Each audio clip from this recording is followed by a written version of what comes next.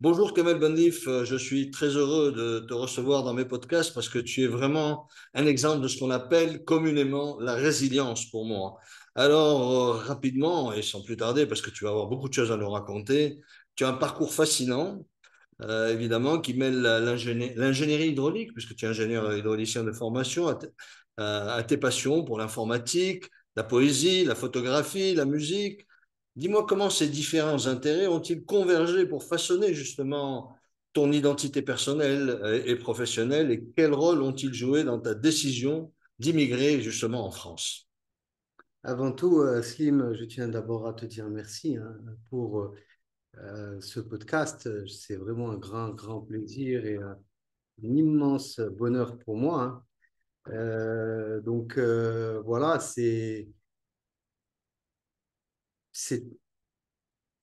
on va dire que ce qui a façonné, entre parenthèses, un peu, je vais dire, à mon personnage, c'est notamment, si je devais mettre un mot sur tout ça, c'est la curiosité. J'ai toujours été curieux et ce qui m'a amené en fait à découvrir des horizons très très différents et notamment pour parler de l'aspect professionnel des choses.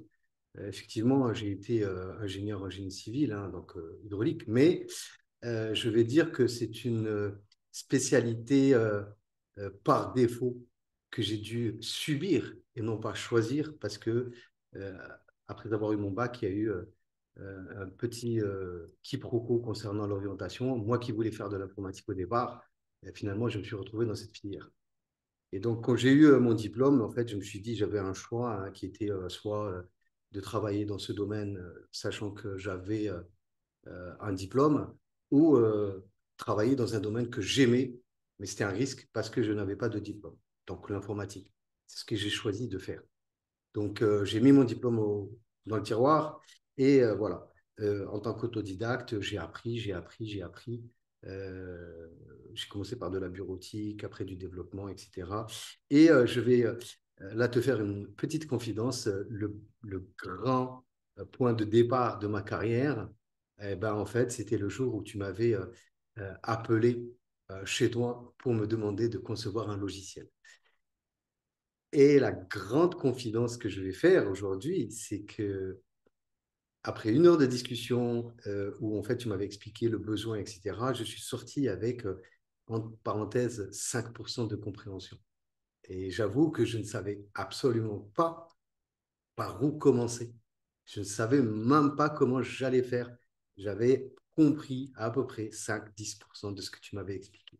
Et pour moi, c'était un challenge. Donc, ça faisait partie aussi de ma personnalité. Et je me disais dans ma tête, je me disais, écoute, tu n'as rien à perdre. Au pire des cas, il va dire, voilà, euh, ce mec est nul, hein, mais voilà, donc il ne sait pas. Ou bien, bah, si je réussis mon coup, bah, voilà, j'aurais gagné, comme on dit, et atteint un peu l'objectif que je m'étais fixé, qui était en fait ce challenge. Et du coup, comme tu connais l'histoire, hein, peut-être un mois et demi après, bon, le logiciel était prêt.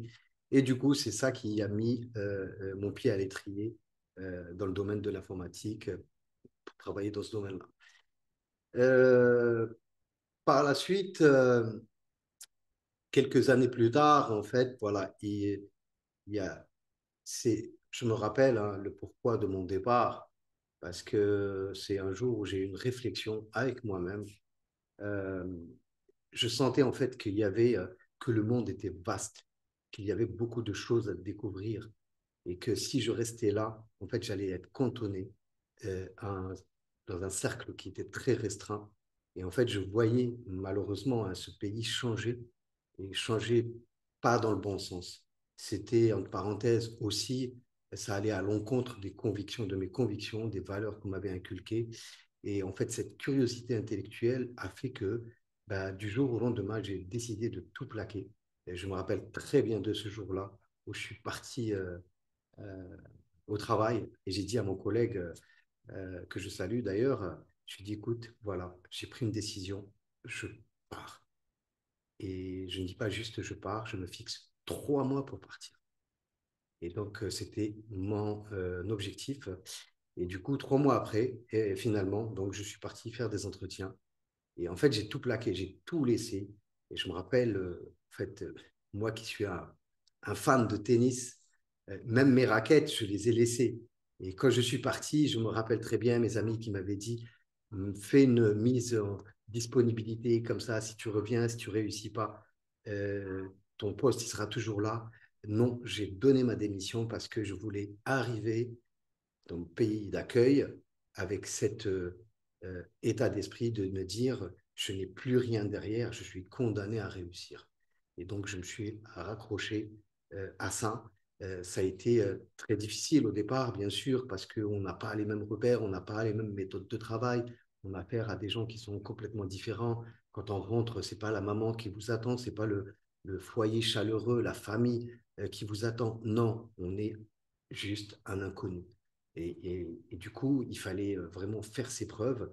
Et en fait, la difficulté que j'ai eue, c'est que j'avais postulé pour un poste et quand je suis arrivé là-bas, mon employeur m'a mis dans un autre poste avec des technologies que je ne maîtrisais pas du tout. C'est des technologies web que je ne connaissais pas et il fallait tout de suite que je sois opérationnel. Et donc, j'ai dû me former et produire en même temps. Donc voilà, ça a été très dur, mais comme on dit, hein, on n'a jamais rien sans rien. Et, et c'était ce challenge, c'était en fait un combat euh, euh, avec moi-même. Et je me disais, je suis capable. Et en fait, ce qui a guidé sur tout ça, je le dis encore une fois, hein, c'est un peu aussi cette éducation que j'ai eue, et notamment le fait d'avoir côtoyé toute ma jeunesse mon père, qui a été une sorte d'entrepreneur, je vais dire, malheureux, parce que il il a travaillé toute sa vie à essayer de construire ses rêves, etc. Et moi, je me suis dit, je suis moi aussi capable de faire autant. Je ne veux pas me reposer sur ce qu'a fait mon père, mais sur ce que je devais faire moi-même. Kamel, c'est vraiment émouvant ce parcours et ce départ.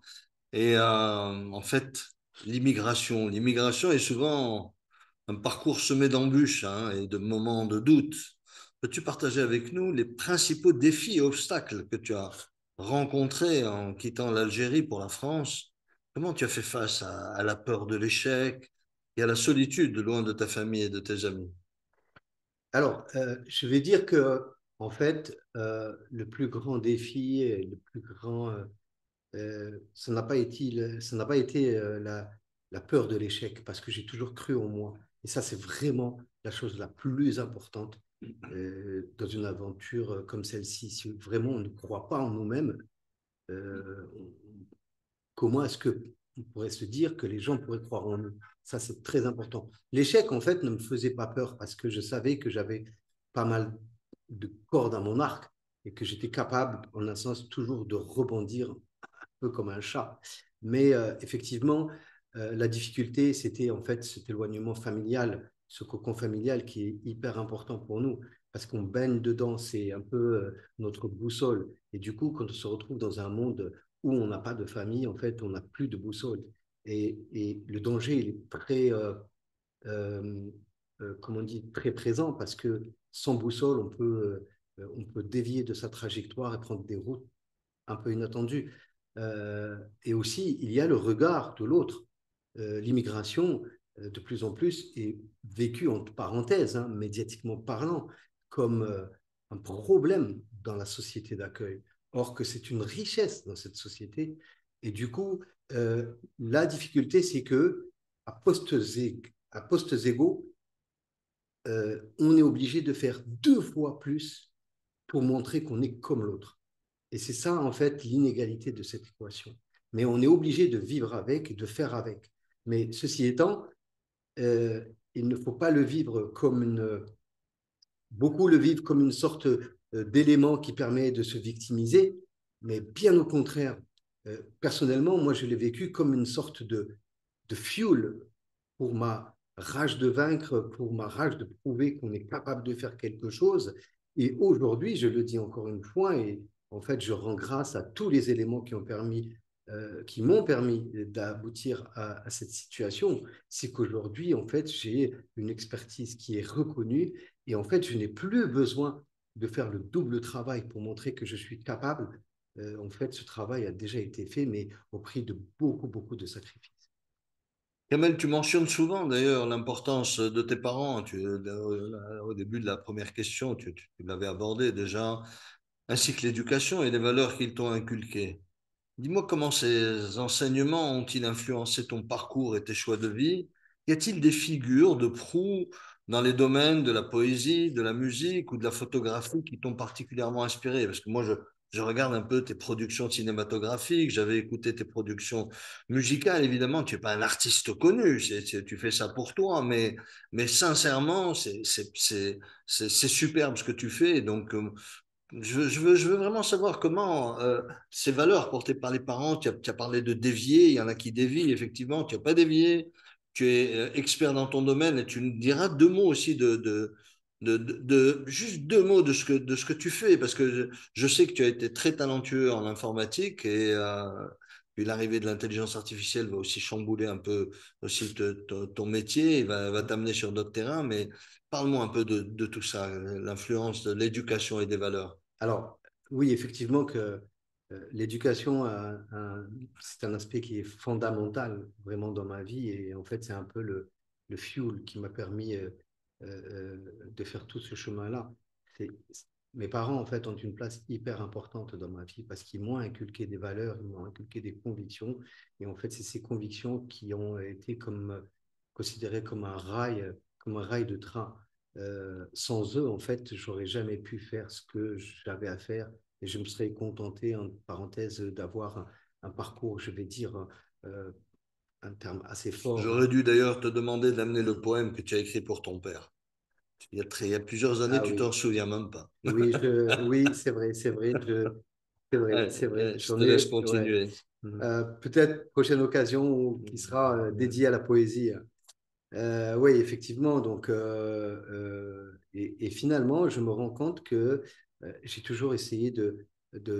Mes parents étaient des gens honnêtes, intègres, qui ont vraiment tout donné pour l'Algérie. Et ça, c'est hyper important. Et en fait, c'est triste de le dire, hein, mais je vois, entre parenthèses, l'ingratitude qu'il y a eu envers eux. Mais en fait, ils sont toujours restés dignes. Et donc de ça, moi, je retiens cette dignité. Pour moi, en fait, c'est aussi une façon de leur dire, non, vous avez vraiment réussi votre vie à travers notre réussite. Donc, en fait, toutes ces convictions, je les porte avec moi. En fait, ça fait partie de mon ADN. Et toujours, je me pose, à chaque fois que j'envisage un challenge, un nouveau parcours, je me dis toujours, je me pose toujours cette question, est-ce que c'est en adéquation avec les valeurs, comment inculquer mes parents. Et en fait, ils sont ma boussole, je ne peux pas dévier de ça. Mes parents, ma famille aussi font partie de moi. Et en fait, c'est ça qui me permet de rester, entre parenthèses, dans la ligne que je me suis fixée. Après, concernant en fait toute cette notion qui est liée un peu à l'aspect artistique des choses, la poésie, la musique, la lecture, il faut savoir qu'en fait, ça démarrait depuis que j'étais jeune, parce que mes parents, depuis que j'étais gamin, m'obligeaient avant de dormir à lire un livre avant de dormir. Ça a toujours été une obligation de mes parents. Je ne pouvais pas m'endormir si je n'avais pas lu une partie du bouquin. Donc, on a commencé, bien sûr, avec les bibliothèques roses, les bibliothèques vertes, les comtesses de Ségur, etc., etc. Et après, c'était plus devenu une obligation, c'est devenu un besoin.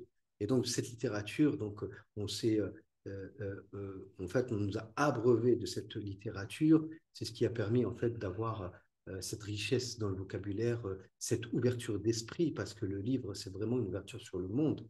Et du coup, en fait, ça a aussi alimenté ma curiosité, je vais dire, hein, intellectuelle. Du coup, en fait, de la lecture, je suis passé à l'écriture. Quand j'étais à l'université, j'ai commencé à écrire un peu de poésie et je me suis beaucoup inspiré d'auteurs comme Victor Hugo, Verlaine, mais vraiment, hein, pour dire, hein, moi, mon auteur, mais vraiment, c'était ma lumière, c'était vraiment Victor Hugo. Et ça m'a énormément inspiré. Et donc, j'ai essayé d'écrire ce que je ressentais à ce moment-là, mais en fait, en essayant, de parenthèse, de respecter comment dire, les règles de la poésie du 19e siècle, en un sens. Et donc, par la suite, j'ai écrit des chroniques parce que, en fait, c'était de l'instantané, c'était du ressenti. Et en fait, je ne me posais même pas la question. Beaucoup d'amis me disaient, mais vraiment, c'est un don. Mais moi, je ne réfléchissais pas quand j'écrivais. Parce que c'était ça un peu le but du jeu. C'était pas de réfléchir, c'était vraiment d'écrire, de mettre le ressenti par écrit.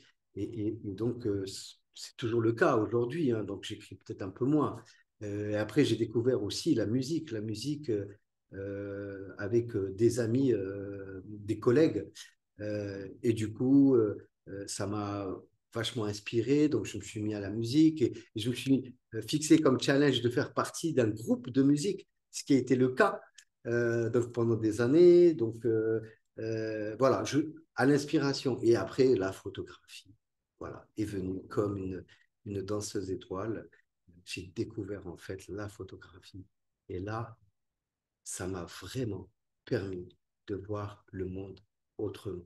La photographie, pour moi, c'est vraiment une ouverture sur le monde, mais vraiment le côté, la beauté de ce monde, parce que au travers de tout ce qui nous entoure, on a en fait de l'anxiété, il n'y a que des choses négatives. Et la photographie me permet en fait de sublimer mon quotidien. Et du coup, donc j'ai dû apprendre énormément. J'ai passé des heures et des heures et des heures et des heures sur des forums, etc., juste pour alimenter ma curiosité, ce qui m'a permis d'arriver, entre parenthèses, à un niveau d'expertise en photo acceptable, je vais dire. Tu sais, quand on connaît toute la charge de travail que tu as, on se demande comment tu arrives à concilier ta vie de famille qui est Oui, aussi intéressante avec ton fils, ton travail qui est énorme. Je sais évidemment la complexité de ce que tu fais, la musique, la photographie, justement aussi ce penchant pour la poésie et l'écriture en fait de quasi nouvelles quoi en fait puisque c'est un éphéméride de ta vie mais sous forme de nouvelles mais en fait c'est des années et des années d'expérience finalement d'aventure d'exploration quel regard tu portes sur ton parcours finalement objectivement et suite à ça, quel conseil donnerais-tu aux jeunes qui, comme toi, cherchent à suivre leur passion tout en faisant face aux incertitudes de la vie? Parce que la vie devient de plus en plus compliquée. Comment tu envisages de transmettre tes passions, les leçons apprises à la prochaine génération et particulièrement à ton fils, oui. que je vois évoluer à travers les photos que tu fais de lui, hein, j'espère le revoir un jour. Bah oui, avec plaisir, hein, ça c'est évident. Et alors, effectivement, hein, juste deux mots hein, pour parler, puisqu'on Oui, on avait vas-y, discuté hein, vas-y, vas-y. de mon travail aujourd'hui. Hein. Donc, effectivement, que c'est un travail qui est très, très prenant parce que je travaille dans le monde de l'industrie, je gère des contrats de service. Et qui dit contrat de service, ça veut dire gérer souvent les urgences. Et donc, les urgences, parce qu'en fait, il peut y avoir des impacts qui sont très importants parce que c'est des usines qui risquent d'être à l'arrêt avec toutes les répercussions. Donc, il faut qu'on soit au taquet. Donc, juste pour avoir un ordre de grandeur, je gère à peu près 120 contrats, ce qui est quand même énorme. Ouais. Voilà, je suis un peu le chef d'orchestre autour de ces contrats de service avec toutes les prestations, etc. Effectivement, ça prend beaucoup de temps. Après, effectivement, donc oui, le temps, comment est-ce qu'on peut trouver le temps? Moi, je dis toujours, euh, euh, le temps, il faut le voler. On ne le donne pas, on ne le trouve pas. Il faut le prendre. Si on ne le prend pas, on ne l'a jamais. Et ça, je pense que tout le monde connaît cette situation où on a des amis qu'on n'a pas vus depuis longtemps et qu'on n'a pas eu au bout du téléphone depuis longtemps. Et pourtant, en fait, ils sont juste à quelques kilomètres et c'est parce qu'on n'a pas le temps. Et, et ben non, il faut donner à chacun son dû. Et du coup, moi, je considère que cette vie professionnelle, je lui donne son dû au travers toute mon implication professionnelle hein, dans le travail, mais j'ai aussi ma vie. Et j'ai aussi ma vie familiale. Ma famille, je dois lui donner ce qui lui revient. Et le temps, c'est hyper important. L'argent ne fait pas tout. L'argent, vraiment, ne fait pas tout. Le plus important, c'est de travailler de façon à vivre décemment, mais d'être heureux dans ce qu'on vit. Et c'est ça le plus important. On peut gagner des milliards, mais en fait, être isolé, être malade, être sans famille, être sans amour, et ça n'a aucune importance. Donc, du coup, j'essaye j'ai un peu mes techniques aujourd'hui hein, pour allier tout ça. Je me fixe, entre parenthèses, des créneaux pour moi-même et je me dis, voilà, tel jour, je vais faire un peu de photo. Tel jour, je vais faire une petite sortie, je vais faire dans tel quartier de la photographie, un peu de musique, etc. Tel jour, bah, je vais m'occuper de mon fils. Tel jour, je vais m'occuper de ma femme. Et d'ailleurs, je tiens à le dire encore une fois, ma femme est une grande source d'inspiration pour moi parce que c'est une battante. Elle a un peu un parcours similaire. Donc, on se ressemble un peu. On est, entre parenthèses, des combattants. Et donc, on se comprend. Elle adore les challenges, j'adore les challenges. Et en fait, et on se challenge mutuellement. Et en fait, c'est une source d'inspiration pour moi. J'espère être une source d'inspiration pour elle. Voilà. Donc, elle me motive, etc. Donc, par exemple, dans mon livre, hein, le livre que je suis en train de faire, elle y est vraiment pour énormément de choses dans ce livre. Sans elle, en fait, il ne verra pas le jour. Donc voilà. Après, moi, effectivement, ce que j'essaie d'inculquer à mon fils, et ça, c'est vraiment un message que je passe aussi à la jeunesse. Hein. Il faut savoir que on n'a jamais rien sans rien. On ne peut pas prétendre au soleil si vraiment on ne retrousse pas ses manches. C'est hyper important, cette notion de sacrifice, et encore plus importante de par les temps qui courent, parce que les temps deviennent de plus en plus difficiles.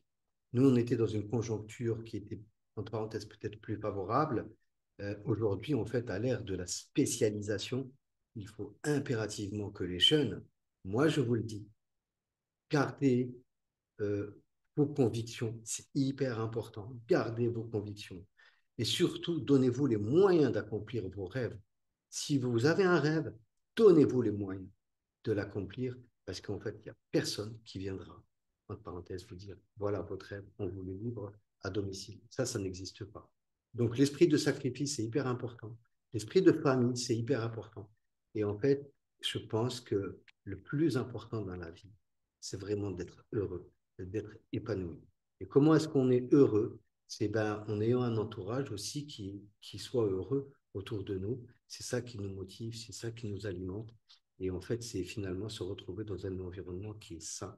Et un environnement qui est sain dans un milieu ou une société qui nous broie, euh, moi j'ai juste une chose à vous dire, mettez l'humain au devant de la scène et faites corps avec tout ce qui vous entoure, ce qui vous est cher, et notamment faites esprit de sacrifice et n'hésitez pas.